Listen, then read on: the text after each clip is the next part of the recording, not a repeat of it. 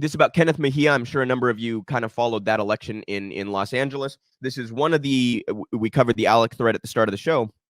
He was talking about how some elections are conveniently left out of narratives by papers and outlets like the New York Times. Mejia is one of those elections that is conveniently omitted. But we'll start the thread here. Once again, you guys add a quality Alec, go give him a follow. He's fantastic. You wouldn't know it from the media narrative, but in Los Angeles, there was a candidate for city controller who had billboards across the city about the outrageous, wasteful police budget and huge mobilization among young people. He trounced the pro-police opponent. Across the United States, politicians like Kenneth Mejia, who run clear, oh, and by the way, go follow him at Kenneth Mejia LA, who run clear, transparent campaigns about addressing the root causes of violence by providing housing, care, teachers, after-school programs, parks, wage theft enforcement, and environmental sustainability, etc., are winning. The tough on crime politicians pushing Democrats toward electoral failure aren't even tough on crime, at least if one follows scientific evidence.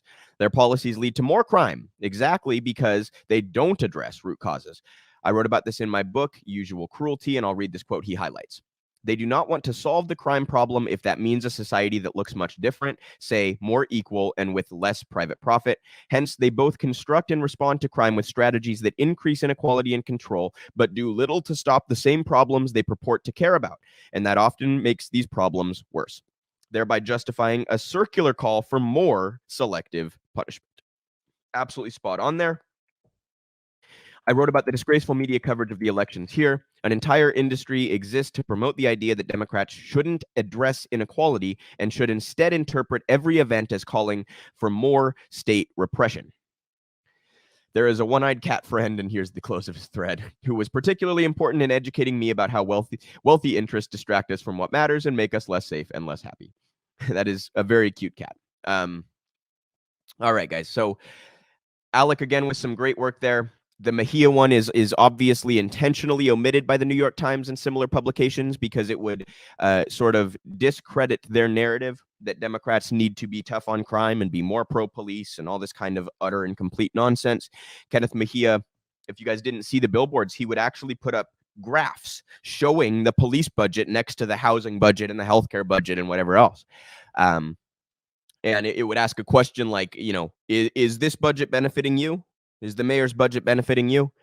Obviously, the answer for the vast majority of Americans is no, unless you happen to be, say, a police officer or a police union.